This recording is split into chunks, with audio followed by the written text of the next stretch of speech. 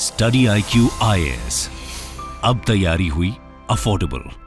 नमस्कार दोस्तों इसमें कोई डाउट नहीं है कि भारत की एक बड़ी डिप्लोमेटिक जीत हुई है। आपको याद ही होगा कि मिडिल ईस्ट के अंदर ये छोटा सा देश है कतर, लेकिन इससे हम बड़ी मात्रा में गैस को इंपोर्ट कराते हैं।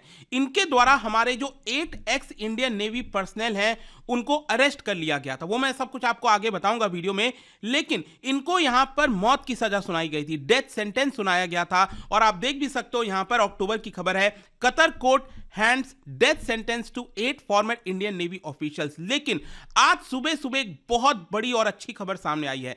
भारत की सरकार ने इन्फॉर्म किया कि सभी के सभी 8 इंडियन नेवी पर्सनल को जो है आपका रिहा कर दिया गया है। मतलब उनको 25-25 साल तक की भी सजा सुना दी गई थी, क्योंकि पहले डेथ सेंटेंस था, उसको कन्वर्ट करके इंप्रिजनमेंट में किया गया और फाइनली अब सभी को रिहा कर दिया गया, जिसमें से 7 लोग ऑलरेडी भारत आ चुके हैं। तो इसको डिटेल से समझेंगे, भारत और कतर के रिलेशंस के बारे में भी मैं आपको बताऊंगा। चलिए आगे बढ़ते हैं, लेकिन उससे पहले ध्यान रखिएगा दोस्तों, आज से हमारा बसंत पंचमी की जो सेल है वो स्टार्ट हो चुकी है। मतलब कि अगर आप स्टडी IQ पर कोई भी कोर्स लेते हो, कोई भी बैच लेते हो, जैसे कि हमारा फाउंडेशन बैच हो गया, इसके अंदर आपको पूरी तैयारी कराई जाती है, प्रीलिम्स, मेंस, इंटरव्यू सब कुछ, तो आपको मैक्सिमम डिस्काउंट मिल जाएगा if you use the code Ankit live checkout के समय, ताकि आपको ज्यादा से ज्यादा डिस्काउंट मिले। और ये 3 दिन तक 14 फरवरी तक लागू है। और इसके अलावा अगर आप MCQs अटेम्प्ट करना चाहते हैं तो मेरे इंस्टा पेज पर जा सकते हैं, वहां पर स्टोरीज में जितने भी MCQs हैं उसको आप अटेम्प्ट कर पाएंगे।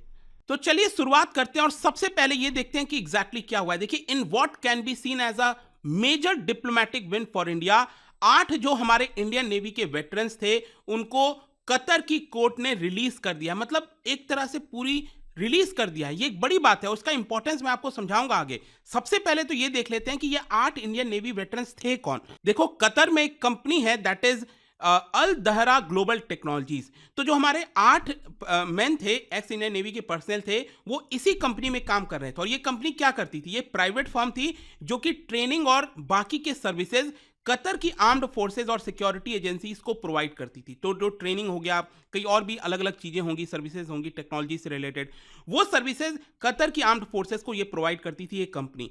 और ये 8 जो मैन की हम बात कर रहे हैं ना, उनका नाम क्या है? उसमें से आप देख सकते हो कुछ कैप्टन हैं जैसे नवतेज गिल और सौरभ वशिष्ठ। इसके अलावा कुछ कमांडर्स थे, पुर्नेंदु तिवारी, अमित नागपाल, SK गुप्ता, BK वर्मा, सुगुनाकर पकल्ला। तो ये आपको देखने को मिलेंगे, और साथ ही साथ सेलर रागेश। तो टोटल 8 लोग थे।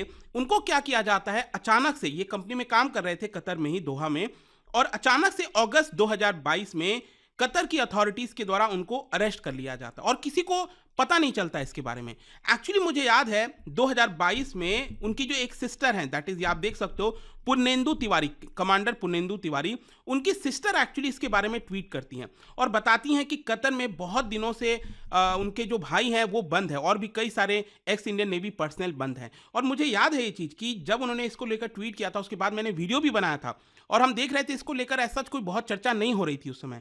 फिर अचानक से पूरा मामला काफ़ी हाईलाइट में आ जाता है कि यहाँ पर हमारे एक्स इंडियन नेवी पर्सनल को कतर की जेल में बंद कर दिया गया है। और इनफैक्ट चौंकाने वाली बात यह थी कि इनमें से कुछ बहुत ग्रेट माइंड्स, जैसे कि कैप्टन नवतेज गिल, वो अगर आप देखोगे तो उनको भारत में प्रेसिडेंट्स गोल्ड मेडल भी मिला हुआ है for excellence when he graduated from naval academy. तो वहां से उनको प्रेसिडेंट्स का गोल्ड मेडल भी मिला हुआ है। तो उनको एक तरह से अरेस्ट करना, और आप देखिए एक और चीज आपको समझने की जरूरत है। ये जो सिचुएशन है ना कि भारत ने उनको रिलीज करा लिया, ये कोई छोटी बात नहीं है। आप जस्ट इमेजिन करिए, ये जो सिचुएशन है आप उसको उल्टा कर दीजिए कि कतर के 8 लोग भारत में पकड़े गए एस्पियोनाज के चार्जेस में। क्योंकि क्या हुआ कि जो पहले पता नहीं चल पा रहा था कि आखिरकार उनको अरेस्ट क्यों किया गया है, फिर कई सारे रिपोर्ट्स में ये सामने आ रहा था कि उनको एस्पियोनाज, जासूसी के चार्ज में उनको अरेस्ट किया गया है कतर की अथॉरिटीज के द्वारा। आप वही चीज सोच के देखिए, अगर भारत में कोई अरेस्ट होता तो क्या आपको लगता है कि इतना आसानी से क्या वो छूट कर जा सकता था? It's not so easy, right? तो यहां पर क्या हुआ है कि उनके ऊपर चार्जेस जासूसी का एक तरह से लगाया गया, और कहीं ना कहीं भारत और कतर के जो रिलेशन है, ऐसा लग रहा था कहीं वो बहुत खराब हो जाएंगे, क्योंकि धीरे धीरे वो बिल्ड हो रहे थे। और अल्टीमेटली क्या होता है कि अक्टूबर 2023 में उनको कैपिटल पनिशमेंट सुना दिया जाता है वहां की कोर्ट के द्वारा कि उनको डेथ सेंटेंस दिया जाएगा। अब देखिए क्या होता है, दिसंबर 28 को, पिछले साल दिसंबर 28 को कतर की कोर्ट ऑफ अपील में यहां पर उनका जो डेथ सेंटेंस है उसको कन्वर्ट करके इंप्रिजनमेंट में कर दिया जाता है। और इम्प्रिजनमेंट कैसा, जैसे पुर्नेंदु तिवारी को सबसे ज्यादा सजा सुनाई जाती है, 25 साल की प्रिजन जो है टर्म सुनाया जाता है, बहुत ज्यादा होता है, राइट। फिर इसके अलावा राजेश जी हैं, उनको 3 साल का सजा सुनाया जाता है। फिर 4 फॉर्मर नेवी ऑफिसर्स हैं, उनको 15-15 साल की सजा सुनाई जाती है। और फिर यहाँ पर 2 और लोग हैं जिनको 10 साल की सजा सुनाई, मतलब 3 साल से लेकर 25 साल तक की उनको सजा सुनाई जाती है, आठों लोगों को। तो यहां पर क्या है कि अभी आपको जो मैंने बताया ना, 7 लोग ऑलरेडी भारत आ चुके हैं, लेकिन उनमें से एक हैं कमांडर पुर्नेंदु तिवारी, वो भी रिलीज हो गए हैं, लेकिन बहुत जल्द उनको भारत लाया जाएगा। और उन्हीं के ऊपर सबसे ज्यादा सजा थी, दैट इज 25 साल की उनको सजा सुनाई गई थी, ठीक है। तो अभी वो भारत नहीं आए, लेकिन बोला जा रहा है कि बहुत जल्द वो भारत आ जाएंगे। लेकिन यहां पर हम डिस्कस करना चाहते हैं भारत का जो एफर्ट है। देखिए, सबसे पहले जब ये चीज आता है और भारत की तरफ से ऑफिशियल रिस्पॉन्स आता है, तो डीप शॉक का शब्द इस्तेमाल किया गया था कि भारत काफी ज्यादा डीप शॉक में है कि जिस तरीके से कतर की कोर्ट ने पहले इंस्टेंस में यहां पर जो डेथ सेंटेंस सुनाया गया है, इसको लेकर काफी ज्यादा चिंता है। एंड इसकी वजह से क्या हुआ कि भारत जो है वो कोर्ट ऑफ अपील में गया, और यही कारण था, जो कोर्ट ऑफ अपील ने यहां पर उनका सेंटेंस कन्वर्ट किया ना दिसंबर में, आपका जेल टर्म कर दिया था, डेथ सेंटेंस को कन्वर्ट करके, तो वो भारत ने अपील किया था इसकी वजह से। लेकिन जाहिर सी बात है कि उनके जो फैमिली मेंबर्स है भारत में, वो तो काफी चिंतित होंगे। सिर्फ कन्वर्ट करने से नहीं होगा, जरूरी था कि उनको भारत वापस लाया जाए, तभी सही तरीके से बात बन सकती थी। तो यहां पर भारत में उनके जो फैमिली मेंबर्स हैं वो बहुत ज्यादा चिंतित थे। इसकी वजह से यहां पर जो मिनिस्ट्री ऑफ एक्सटर्नल अफेयर्स है, उन्होंने पूरा भरोसा दिया था कि आप चिंता मत करिए, जितना भी डिप्लोमेटिक चैनल्स होगा, जो भी लीगल असिस्टेंस होगा, वो भारत अपनी तरफ से प्रोवाइड करेगा, आपको चिंता करने की जरूरत नहीं है। और यही कारण है कि जिस तरह का डिप्लोमेटिक एंगेजमेंट भारत ने दिखाया, जिस तरीके से भारत पूरी तरह इन्वॉल्व हो गया और कतर को बताया इंटरनेशनल कॉपरेशन को कैसे हम लीगल एंटेंगलमेंट्स में किस तरह से हम रिजॉल्व कर सकते हैं, तो कहीं ना कहीं उसकी वजह से आप कह सकते हो कि यहां पर भारत के ये 8 एक्स इंडियन नेवी पर्सनल को रिलीज किया गया है। वैसे एक और इंटरेस्टिंग चीज मैं आपको बताता हूं, पीएम मोदी का भी इसमें एक पर्सनल इन्वॉल्वमेंट बताया जा रहा है, क्योंकि अगर आपको याद हो, पिछले साल दिसंबर में यहां पर पीएम मोदी ने मुलाकात किया था दुबई में, जो COP 28 हुआ था ना, क्लाइमेट समिट। तो जो कतर आमिर ऑफ कतर हैं, शेख तमीम बिन हमद अल थानी, उनके साथ यहां पर उन्होंने मुलाकात की थी। और पीएम मोदी ने मुलाकात करने के बाद 1 दिसंबर को ये चीज बोला था कि हमने जो कतर में रह रहे जो इंडियन कम्युनिटी हैं, उनके वेलबींग की, उनके देखभाल के लेकर हमने चर्चा की है। तो कहीं ना कहीं एक इंडिकेशन था कि हो सकता है कि यहाँ पर जो 8 एक्स इंडियन नेवी पर्सनल हैं, उनको लेकर भी बातचीत हुआ होगा।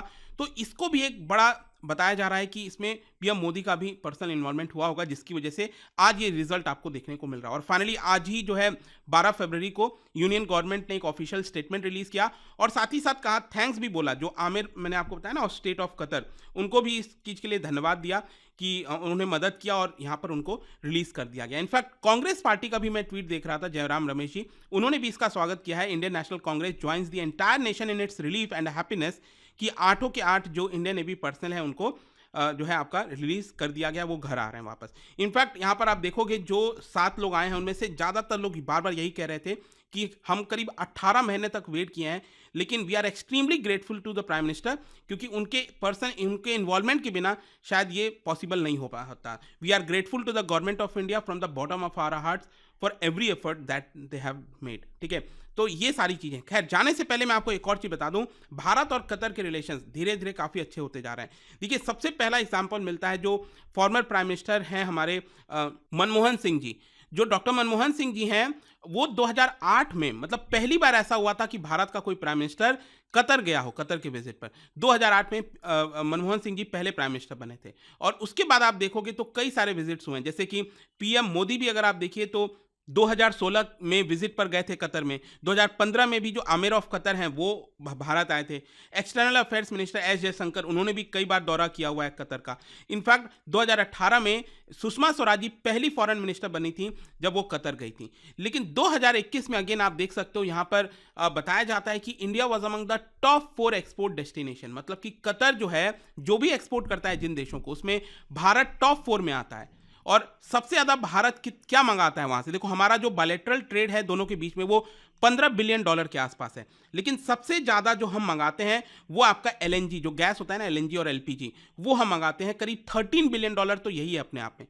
तो भारत सबसे ज्यादा गैस वहीं से मंगाता है। डिफेंस कॉपरेशन भी काफी अच्छा होता गया, स्पेशली जो मैंने आपको बताया था कि जो हमारे मनमोहन सिंह जी थे 2008 में जो विजिट किए थे वहां पर, तो उसमें हमने एक कॉपरेशन एग्रीमेंट साइन किया था, डिफेंस कॉपरेशन एग्रीमेंट, और उसकी वजह से रेगुलर बेसिस पर दोनों के बीच में जो इंडियन नेवल है और जो कोस्टल गार्ड शिप्स हैं उनके बीच में काफ़ी ज़्यादा वो रेगुलरली जाते रहते हैं कतर, और यहाँ पर मैरी टाइम एक्सरसाइज वगैरह देखने को मिलता है, जिसमें से एक 2 editions of joint naval exercise जिसका नाम ज़ैर अल बहर वो आपका हुआ था। तो ये पूरी एक इंपॉर्टेंट खबर है and it's a really good news कि 8 के 8 इंडियन नेवी पर्सनल भारत आ चुके हैं। जाने से पहले एक इंटरेस्टिंग क्वेश्चन, देखो हम कतर की बात कर रहे हैं, क्या बता सकते हो 1971 में कतर कौन से देश से आज़ाद हुआ था? इन चारों ऑप्शन में से बताना है। इसका राइट आंसर आप सबको पता है, मेरे इंस्टाग्राम पर तो मिलेगा ही, वहां पर अगर आप नहीं हो कोई बात नहीं, टेलीग्राम से ले सकते हैं इसका सही उत्तर। मैं कई सारे जो एमसीक्यूज हैं वो यहाँ पर स्टोरीज में डालता रहता हूँ। अगर आपको पीडीएफ चाहिए तो टेलीग्राम पर आइए, अलग अलग सोशल मीडिया पर आप जुड़ पाओगे। और जैसा मैंने आपको बताया, अगर आप यूपीएससी की तैयारी कर रहे हैं, कोई भी बैच चाहते हैं, you can just use this code Ankit live और 14 तक आपको मैक्सिमम डिस्काउंट मिलेगा। तो अगर आपको लेना था, लंबे समय से सोच रहे थे, आपके पास बेस्ट टाइम है, क्योंकि आप मैक्सिमम डिस्काउंट अभी इस सेल के दौरान ले सकते हैं। वापस से प्राइसेस बढ़ जाते हैं। आई होप कि वीडियो आपको पसंद आया होगा। मिलता हूं आपसे next time. Till then thank you very much, see you soon. Study IQ IAS, अब तैयारी हुई अफोर्डेबल।